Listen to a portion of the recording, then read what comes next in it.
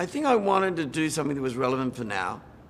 And now is a lot about, we're in a struggle between the big sell and the artist and the spirit. But also, you have to understand where we've come from. And if you look at America in the 50s and the 60s and the 70s, Elvis is there.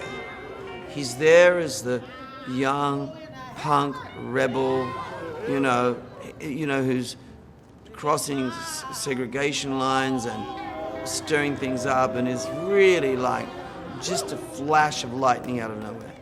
Then in the 60s, he's the king of Hollywood, but he's isolated. He loses connection to who he really is.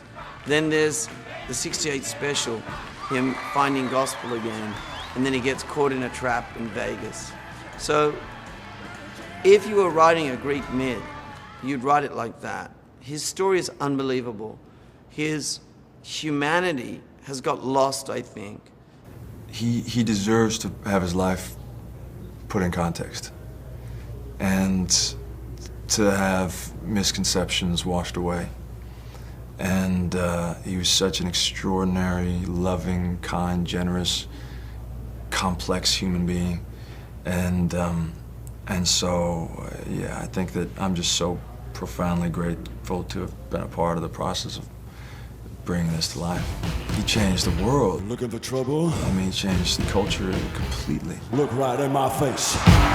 It's hard to imagine what this world would look like if he never came into the world.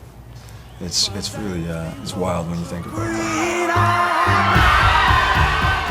I think the most important thing the fans can do is gather up, get together and get out there and keep the movie in the cinemas, because this film has to be seen in movie houses. Strangers who don't care about Elvis need to come together and laugh, cry, be moved together in a cinema. And that's really important. The longer you keep him in the cinemas, the more people that see him in the cinema, the more that his legacy will be re-energized. That's what I say. It's the fans' responsibility to go out and to really help bring others into the theater. It's a chance to reignite or to energize the flame. Well, what about you, Mr. Presley?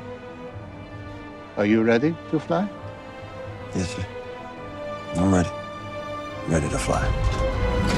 I'm excited for them to get to experience the feeling that people had at that time, and to get to see that young rebel Elvis, to get to see him make that comeback in '68, and the raw need to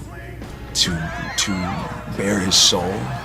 And then also the genius of him orchestrating all the music of the '70s and that whole time. I mean, it's just glorious.